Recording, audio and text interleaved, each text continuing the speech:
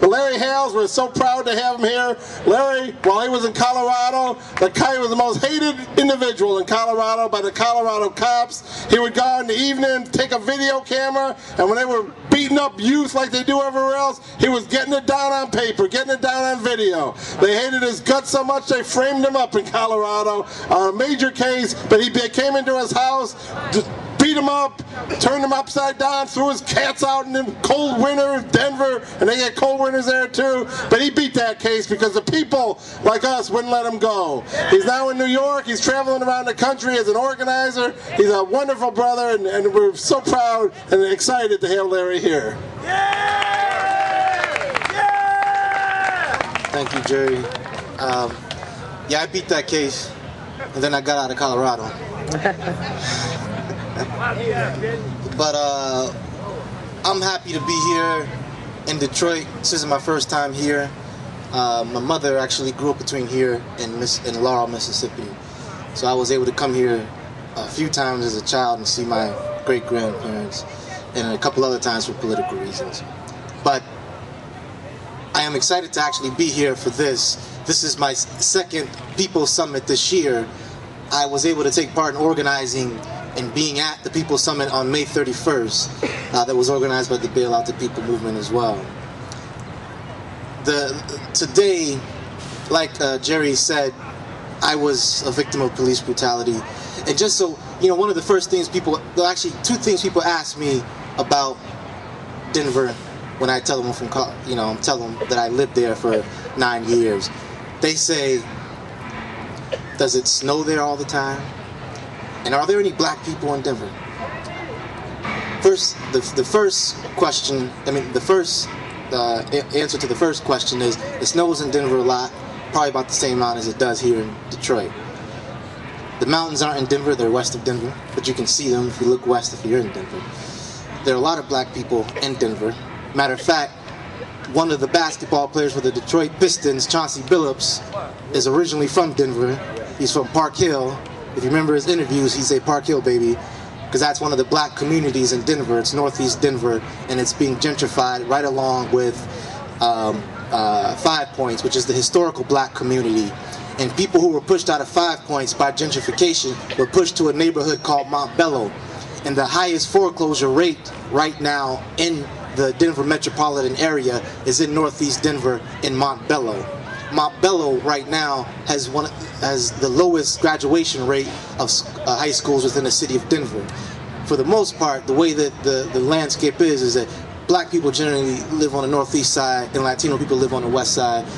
But Denver, 55% of the population is actually people of color. Now next to Denver, east of Denver, is a city called Aurora, Colorado, which is about 25–30% black, has 300,000 people. If you go to the so-called Justice Center in Aurora, Colorado, you might think that you're in Detroit, because 80% of the people that are going through those courts are black youth that are going through the courts in Aurora, Colorado. And Aurora has some of the worst cases of police brutality.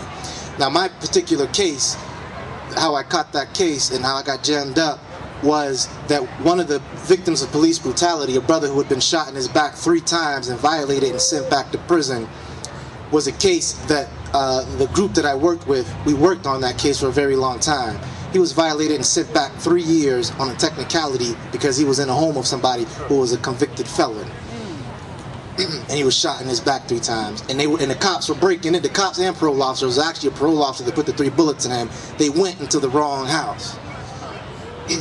We had stayed in touch with his family. His family is from Chicago, Illinois, so we stayed in touch with him, and we helped him find a lawyer to actually litigate, to sue the police department. When he was getting ready to get out, he would send Christmas cards, birthday cards, and just send regular letters just to check up on us all the time to see how we were doing. So when he was getting ready to parole out, it was no question, of course, he could come and stay with us. So we said, yeah, you can come and stay with us. He got out. We never met. And most people who know who house a so-called convicted felon or a person who's on parole, there's so-called rights that they say that you have to give up. But see, before that happens, the parole officer actually has to do a walkthrough in your where you live at, and give you a piece of paper that outlines what rights you're giving up and what rights you have for housing a person on parole. That never happened in our case. We never even met the parole officer. We talked to him once on the phone. A week after the brother had gotten out of prison, we get one of those cop knocks. And y'all know what a cop knock is. It's like they trying to break down the door. It was 11 o'clock at night. We had just got back from visiting my partner at that time, her 88-year-old grandfather. We were watching the Laker game, as a matter of fact. And I as a person who works on police brutality, I know you don't answer the door for no cops. You talk through them to them through the door. You ain't got to answer the door. They got to show you an arrest warrant or a warrant to search the premises. Otherwise, they can go to hell.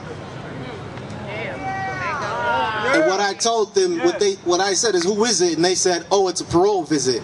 And if you have a parolee in the state of Colorado, if they ain't there, the parole officer can't come in your house. That's right. I said, he ain't here. They said, well, open the door. No, I don't have to open the door. You're not coming in my house. That's right. They continued to do the cop knock on my door. Each time I said, he's not here, you can't come in. It was like the big bad wolf outside the door. Eventually, after about 15 minutes of that, my partner said, just open the door, just open the door. So I made the mistake of opening the door. Don't follow that. Don't ever open the door. They can knock for 2 days. Don't open the damn door. Make them wait outside. I opened the door, and what I saw was 6 cops and parole officers. I don't know how it is here in Detroit, but in Denver, the parole officers carry guns and badges, and they wear uniforms just like the pig, because parole officers, that's what they are, they're cops. 6 of them standing outside the door, and I said, you can't come in, he is not here. But since you are here, you see, in the city of Denver, we fought, so the cops have to carry business cards, and they have to surrender them when you demand them. So since you're here, I want every single one of your business cards, but you can't come in. And they laughed, and they flashed badges in my face. I said, that's not going to do it, I want your business cards. And I asked my partner to get a piece of paper and a pen so we can write down their information. And they said, we're coming in, which I said no. Then they pushed me out of the way, and they came into the house. That wasn't even the end of it. There was 4 more cops that were coming in and out of the apartment, standing over me, threatening me, harassing me. I stood up and asserted my rights, and that's when the assault on me began. But it was beat back.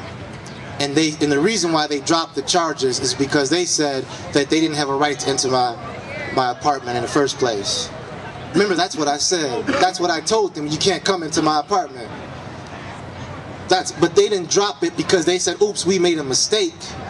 They dropped it because thousands of letters and calls and faxes from people around the country and different countries, from city council people in Boston, from all over the country, well-known people, said, we understand what's happening, and you ain't just gonna railroad the brother, and he ain't by himself, he has resources, and we will fight back with him. And they dropped the charges because of that. And because the people that we had, the organization that we had been working in Denver for a very long time. We even had a free people's rally that brought Dead Prez and Rebel Diaz to play and feed the people for free. So the people understood what we did in the community, and they weren't just going to sit idly by.